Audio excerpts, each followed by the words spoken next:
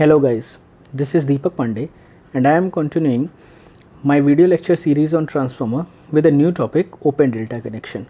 Suppose there is a transformer where the primary and secondary are connected in delta fashion, that is the transformer, three-phase transformer is delta connection, and if one of the transformer winding is damaged or removed or accidentally opened like this, then the remaining system is capable to continue the supply to a three-phase power.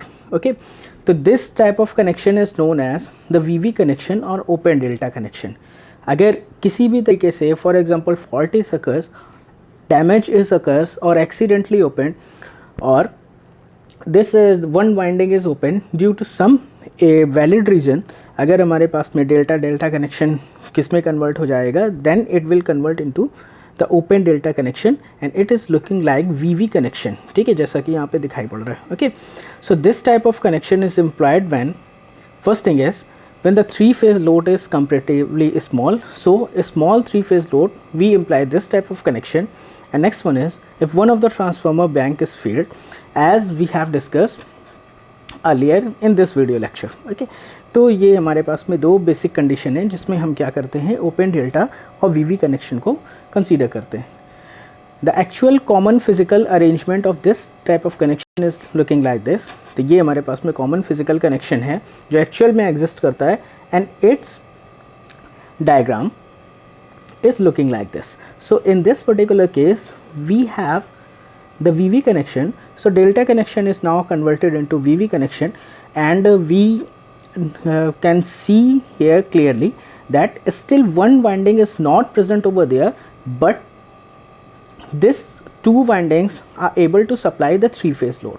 तो three phase load, three phase supply और three phase load से ये windings क्या हो सकती हैं, connect हो सकती हैं.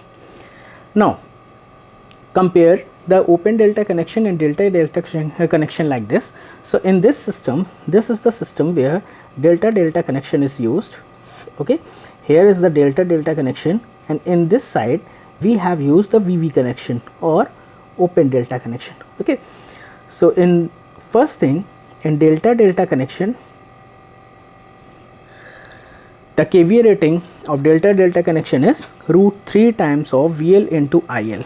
This is the kVA rating in the case of delta connection. What is the kVA rating? √3 multiplied by the line voltage and the line current.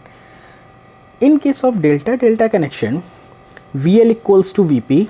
Line voltage किसके इक्वल होता है, फेज वोल्टेज के equal होता है, और line current किसके equal होती है, √3 टाइम्स ऑफ फेज करंट के इक्वल होती है. Here when we substitute these two values in the kVA expression, then we will get 3 times of VP into IP.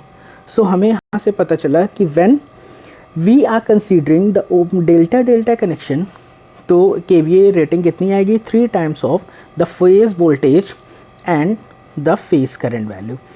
Now in case of VV connection, अब हम open delta connection की बात कर रहे हैं. So the kVA rating equals to √3 times of VL into IL, जैसा कि हमें पता है. अब इस केस में क्या होगा, here the VL equals to VP. यहाँ पे अगर हम देखें इस कंडीशन पे तो लाइन वोल्टेज और फेज वोल्टेज आपस में क्या है, बराबर हैं, but here the line current equals to phase current. Line current और फेज करंट दोनों की वैल्यू हमें क्या दिखाई पड़ रही है, आपस में इक्वल दिखाई पड़ रही है. यहाँ हमें दिखाई पड़ रही थी line current equals to √3 times of phase current, और इधर पे हमें दिखाई पड़ रहा है line current equals to phase current. So when we substitute these two values, VL equals to VP and IL equals to IP, in this expression we will get what, we will get the kVA rating in the case of the open delta connection as √3 times of VP into IP. Okay, now we are going to compare these two kVA ratings by dividing these two values. So we will get that kVA rating at open delta connection over kVA rating of delta connection equals to 1 upon √3, that is 0.577 times. Is that clear? So इसको हम किस तरीके से लिख सकते हैं, so the kVA rating of open delta connection is only 57.7 times of the delta connection. तो ऐसा नहीं है कि हमने एक अगर वाइंडिंग को हटा दिया है तो ये लोड का 50-50% शेयर करता है, या फिर हमारे पास में 2/3 शेयर करने लगता है, ऐसा नहीं है। जब भी हम एक वाइंडिंग को हटा देते हैं, that means delta delta connection से ओपन डेल्टा कनेक्शन की बात करते हैं, so the kVA rating is becomes 57.7% times of delta delta connection. ये बहुत इंपॉर्टेंट पॉइंट है, you have to always remember whenever we talking about the open delta connection, ठीक है। नेक्स्ट थिंग इज, अब यहाँ पे हम बात करने जा रहे हैं what is the effect on the overloading, या फिर लोडिंग कंडीशन पे किस तरीके से इफेक्ट पड़ता है। So let's suppose that in both the cases we have to supply the same kVA rating. तो केवीए रेटिंग अगर हम सेम रखेंगे तो हम कंपेयर कर रहे हैं कि लोडिंग इफेक्ट पे कैसा इफेक्ट आएगा हमें, ठीक है। तो लोडिंग की कंडीशन पे अब यहाँ this is the requirement of our this particular time, ठीक है। ये हमने रिक्वायरमेंट लेके रखी हुई है, that means the kVA rating in both the delta delta and the open delta connection is equals to each other, this is our requirement. So we can substitute 3 times of VP IP1. IP1 stands for phase current when the windings are connected in delta delta fashion, and IP2 is the phase current when the windings are connected in star open delta fashion. Clear? So यहाँ से हमें क्या पता चल रहा है, in this case IP2 equals to √3 times of IP1. That means यहाँ से हमें पता चल रहा है कि whenever we talking about the open delta connection, the current becomes 1.73 times of the current of the phase current in case of the delta delta connection. सीधा सा शब्दों में अगर बोलें तो जब भी हम बात करते हैं VV कनेक्शन की और ओपन डेल्टा कनेक्शन की बात करते हैं, तो ओपन डेल्टा कनेक्शन में जो भी फेज़ करंट की वैल्यू होती है वो डेल्टा डेल्टा कनेक्शन में फ्लो होने वाली फेज़ करंट की 1.732 टाइम्स होती है। That means if we are talking about the overloading, तो कितना % ओवरलोडिंग हो गई है, तो ओवरलोडिंग का कंसेप्ट क्या है, ओवरलोडिंग हमारे पास में क्या निकल के आएगी। So each transformer in delta delta system is overloaded by 73.2%। Clear? कितने % है, कितना अब कितने टाइम्स हो गया, that is becomes 1.732। That means कितना बढ़ गया है, इंक्रीमेंटल वैल्यू इज 0.732। क्लियर? तो यहाँ पे हमें समझ पे आता है कि each transformer in VV system is overloaded by 73.2%। This is also a very important factor. तो इस फैक्टर को भी हमें क्या कर रखना है, दिमाग में बैठा के रखना है, ठीक है। Next we have to talk about the power supply.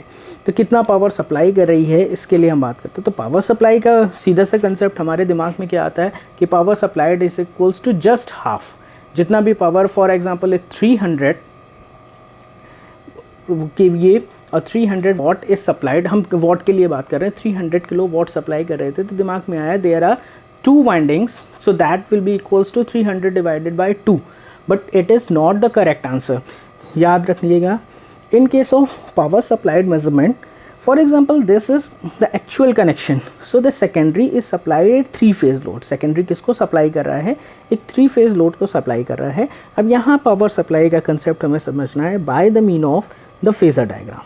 okay, so at the load side the phasor diagram is looking like this। clear?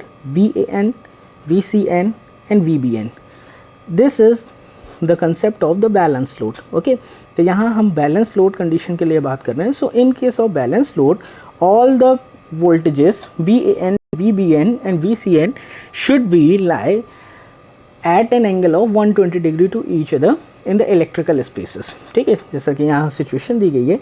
अब इधर पे आप करंट का कंसेप्ट की बात कर रहे हो, then the current should be like this, IA, IB and IC with the angle between the voltages and the current are nothing but phi।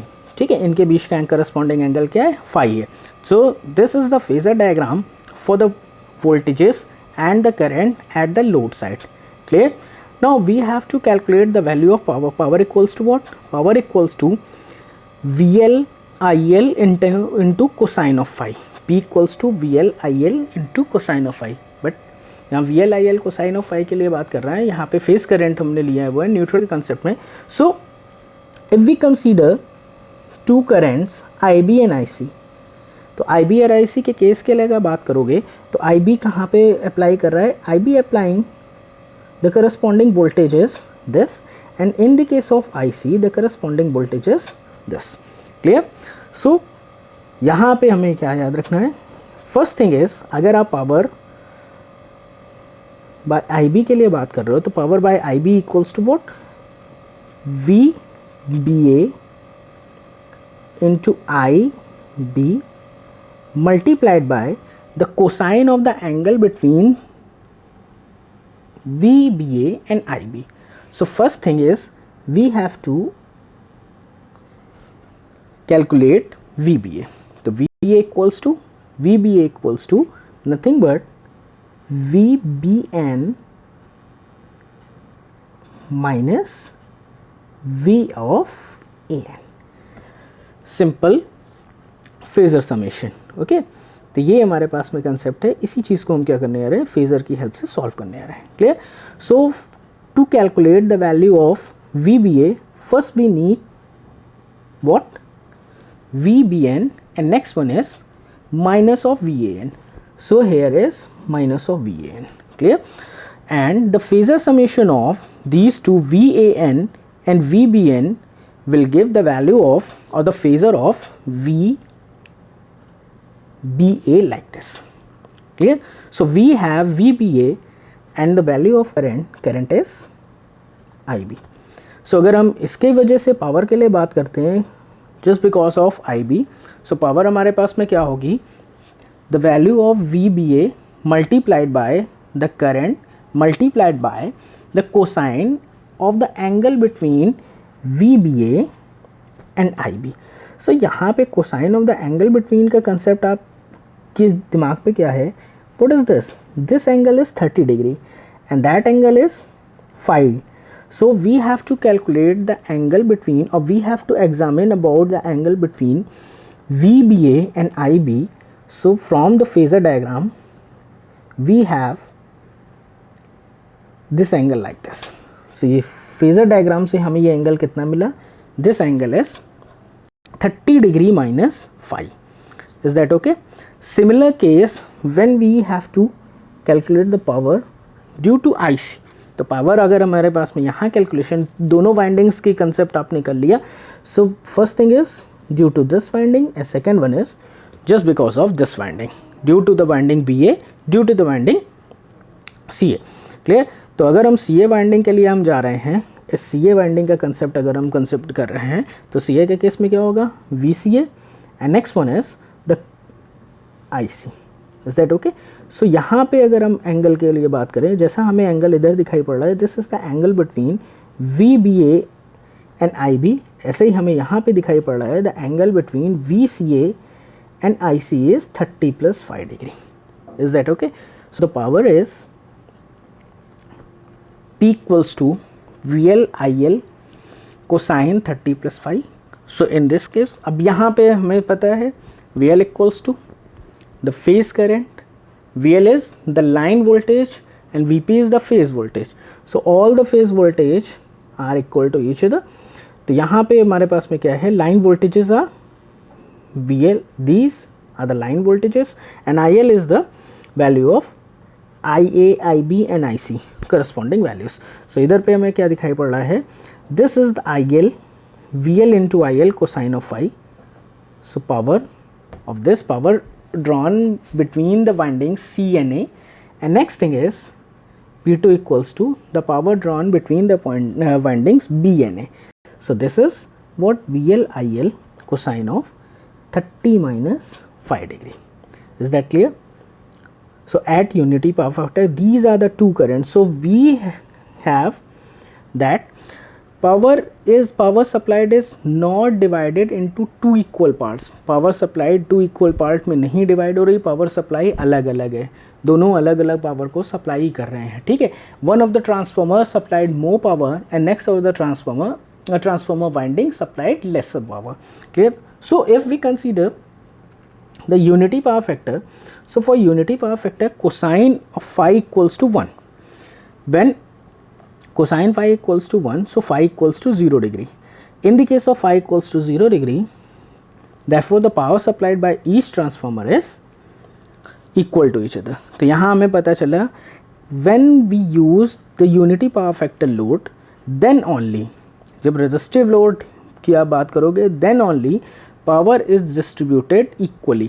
तो power is distributed equally है, P1 equals to P2 होगा, और यहाँ पे P1 equals to P2 के case में भी ये हाफ ऑफ VL ना आके कितना आएगा, √3/2 VL. That value is 0.866 VL into IL.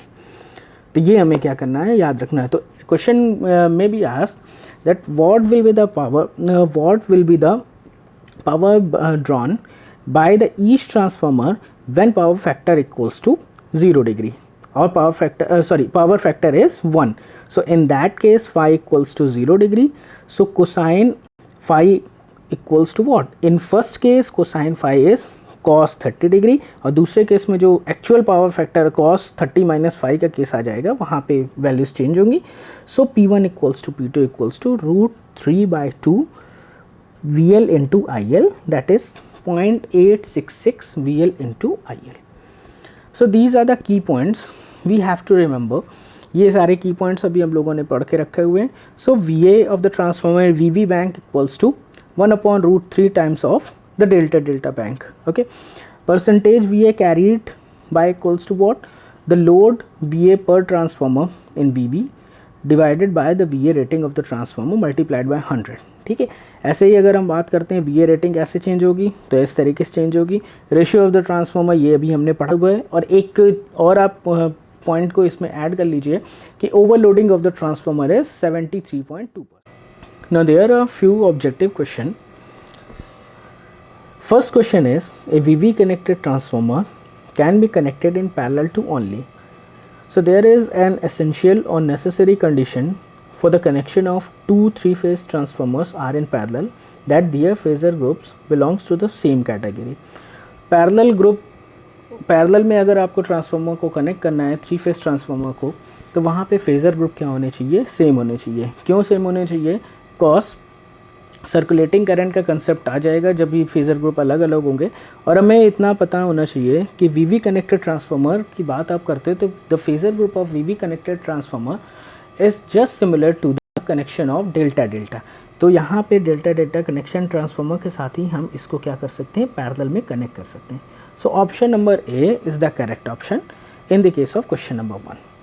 Next question is the most effective configuration at the distribution and. What is the requirement of distribution end? In case of distribution end, the high voltage at the transformer action should be similar to the step down transformer. Distribution end का मतलब क्या हुआ कि आप high voltage को low voltage में convert करने की बात कर रहे हो. That means the primary should always connected to the high voltage side and secondary should always connected to the low voltage side. तो यहाँ पे जब हम स्टार्ट और डेल्टा कनेक्शन के लिए बात करते हैं तो ऐसा हमें कॉन्फ़िगरेशन मिलता है जहाँ पे प्राइमरी हमेशा किससे कनेक्ट होता है, हाई वोल्टेज को लो वोल्टेज में कन्वर्ट करने के काम में आता है. तो option number B is the right option in the case of question number 2. Next thing is, if one of the transformer is removed from the bank of only delta delta then the capacity is reduce. अभी हमने lecture में पढ़ा हुआ है, then the capacity is reduce to 57.74%. So here the D option is the correct option. Okay. Next one is, there is one numerical problem where the true transformer are connected in open delta supply with 300 kVA balanced load operating at this much power factor lagging. If the load voltage is 440 volt, then we have to calculate number 1 kVA supplied by each transformer, and the second one is kilowatt supplied by each transformer. So the solution of the first question is, as we have discussed previously, हमने अभी discuss किया हुआ है कि KVA supplied by each transformer is 0.577 times of KVA at delta delta connection. So delta delta connection पे जो supply KVA हमें actual दिया गया है, that is 300 KVA. So the answer of the first question will be 173.1 KVA. The solution of the second question is, as the power factor is given as 0.866 power factor lagging. तो 0.866 power factor अगर lagging का case दिया गया है तो phi equals to what, phi equals to 30 degree. तो जब phi की वैल्यू 30 डिग्री है तो हम यहाँ पे वैल्यूज़ रखेंगे. Then we will get 173.1 kilowatt for first winding and P2 equals to, that is P2 equals to 86.6 kilowatt. Okay. To do any work efficiently, the motivation is the main factor. तो अगर आपको ये videos अच्छे लगते हैं या इससे कुछ आपको इन्फॉर्मेशन मिलती है, then please motivate my work and subscribe my channel and press the bell button, जिससे आपको आने वाले वीडियोस की इन्फॉर्मेशन टाइम टू टाइम मिलती रहे. And please like the channel and subscribe it. Thank you.